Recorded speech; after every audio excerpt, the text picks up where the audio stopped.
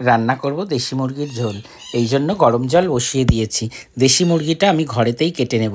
একদম আমি দোকান থেকে কেটে এনেছি, এই যে গলাটা কেটে এনেছি। মুরগিটা পালক শুদ্ধ আমি চুবিয়ে দিলাম গরম জলে। তার কারণ আমি দেশি মুরগির স্কিনটাকে রাখবো, স্কিনটা ফেলবো না। স্কিন শুদ্ধ মাংস রান্না করলে মাংসর কিন্তু একটা আলাদা রকম স্বাদ হয়। এই জন্য আমি মাংস থেকে দেখো চিকেন থেকে ওই চিকেনের পালকগুলো আস্তে আস্তে ছাড়িয়ে নিচ্ছি।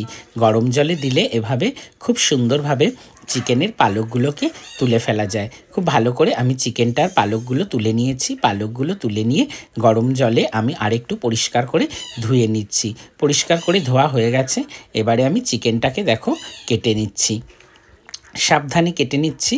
যেভাবে চিকেন কাটতে হয় সেভাবে চিকেনটা আমার কাটা হয়ে গেছে। চিকেনটা কেটে আমি ছোট ছোট করে টুকরো করে নিয়েছি।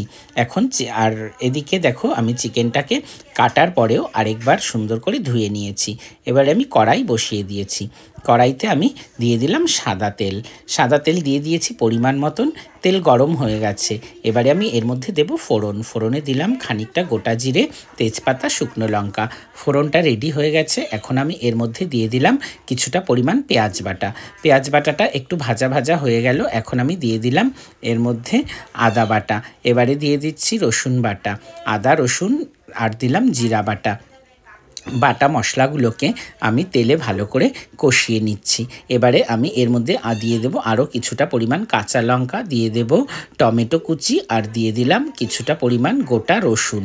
সব কিছু দিয়ে আবারও আমি খুব সুন্দর করে কষিয়ে নেব। এবারে আমি দিয়ে দিচ্ছি পরিমাণ মতন নুন। এবারে দিয়ে দিলাম পরিমাণ মতন হলুদ। এবারে মশলাটাকে খুব সুন্দর মতন কষিয়ে নেওয়ার জন্য আরেকটু জল দিয়ে দিলাম। জল দিলে মশলাটা ভালোভাবে কষা হয়, তাই জল দিয়ে মশলাটাকে আমি ভালোভাবে কষিয়ে নিচ্ছি। মশলা কষা হয়ে গেছে। এবারে আমি মশলার মধ্যে মাংসটাকে দিয়ে দেব। দেখো এবারে আমি দিয়ে দিলাম মাংসটা দিয়ে আমি মাংসটাকে মশলার সঙ্গে খুব সুন্দরভাবে কষিয়ে নিচ্ছি।